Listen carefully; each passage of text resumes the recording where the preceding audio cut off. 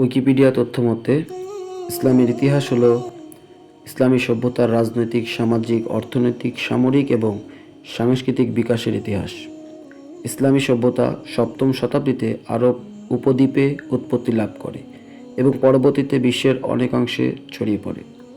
অধিকাংশ ইতিহাসবিদ বিশ্বাস করেন যে ইসলামের উৎপত্তি মক্কা ও মদিনায় সপ্তম শতাব্দীর শুরুতে মুহাম্মদ সাল্লাল্লাহু আলাইহি ওয়াসাল্লামের মাধ্যমে।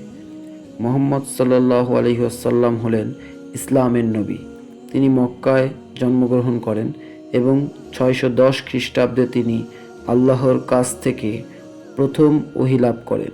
তিনি মক্কা ও মদিনায় তার ধর্মপ্রচার শুরু করেন, যেখানে তিনি ইসলামের শিক্ষা প্রচার করেন।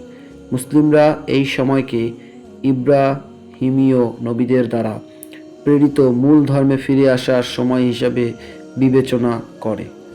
ইব্রাহিমীয় নবী হলেন আদম আলাইহিসসালাম, নূহ আলাইহিসসালাম, ইব্রাহিম আলাইহিসসালাম, মুসা আলাইহিসসালাম, দাউদ, সুলাইমান ও ঈসা আলাইহিসসালাম।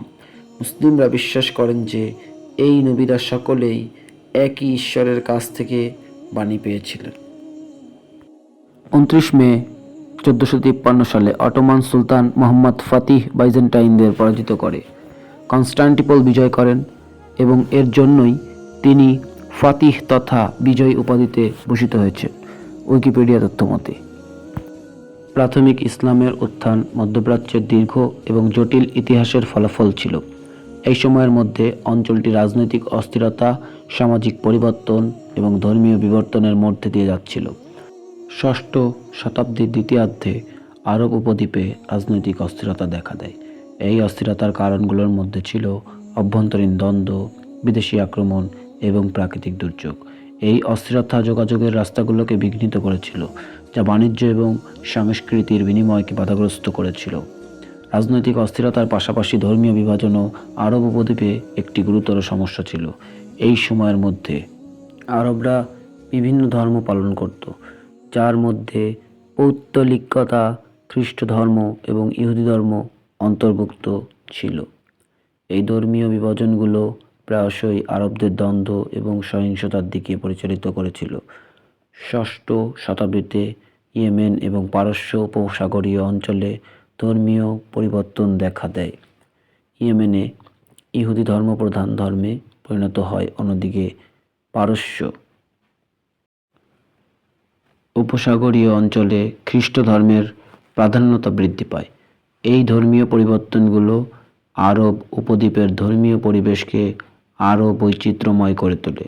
এই সময়ের মধ্যে অনেক আরব আরও আধ্যাত্মিক ধর্মের জন্য আকাঙ্ক্ষী ছিলেন।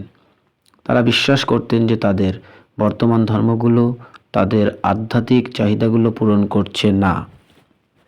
নবী মুহাম্মদ সাল্লাল্লাহু আলাইহি ওয়াসাল্লাম প্রচলিত বিবরণ অনুযায়ী 570 খ্রিস্টাব্দে মক্কায় জন্মগ্রহণ করেন।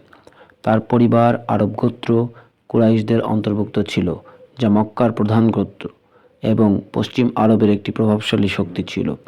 অরাজকতার প্রভাব মোকাবেলা করার জন্য, বিশেষ করে গোত্রগুলোর মধ্যে লুটের জন্য অভিযান বন্ধের জন্য, তারা পবিত্র মাস, মতান্তরে নিষিদ্ধ মাস প্রতিষ্ঠা করেছিল, যখন সব ধরনের সহিংসতা নিষিদ্ধ ছিল এবং ভ্রমণ নিরাপদ ছিল।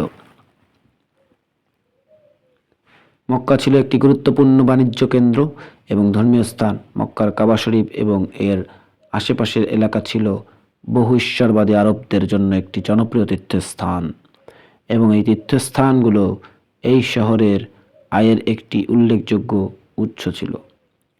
মুহাম্মদ সাল্লাল্লাহু আলাইহি ওয়াসাল্লাম সম্ভবত ইহুদি বিশ্বাস এবং অনুশীলন সম্পর্কে অন্তরঙ্গভাবে অবহিত ছিলেন এবং হানিফদের সাথে পরিচিত ছিলেন।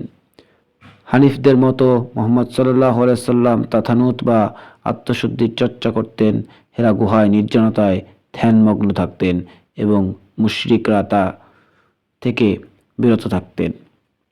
তিনি যখন প্রায় 40 বছর বয়সে উন্নীত হন, তখন তিনি হেরা গুহায় ফেরেশতা জিবরাইল আলাইহিস সালামের মাধ্যমে আল্লাহর পক্ষ থেকে ওহী বা বাণী পেতে শুরু করেন, যা পরবর্তীতে কুরআনে সংকলিত হয়। এই ওহীগুলো তাকে সকলকে কঠোর এক ঈশ্বরবাদী ধর্মের প্রতি আহ্বান জানাতে উদ্বুদ্ধ করে, যা ছিল ইহুদি এবং খ্রিস্টানদের ধর্মীয় গ্রন্থে লিপিবদ্ধ পূর্ববর্তী নবীদের শিক্ষার চূড়ান্ত অভিব্যক্তি।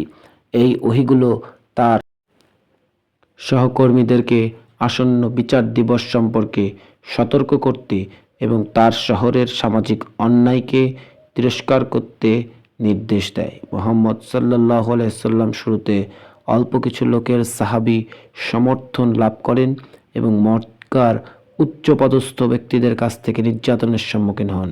622 খ্রিস্টাব্দে তার প্রভাবশালী চাচা আবু তালিব ইবনে আব্দুল মুতালিব মৃত্যুর কয়েক বছর পর মুহাম্মদ মদিনা শহরে হিজরত বা অভিবাসন করেন সাল্লাল্লাহু আলাইহি ওয়াসাল্লাম, যেখানে তার সাহাবীরা তার সাথে যোগ দেয়।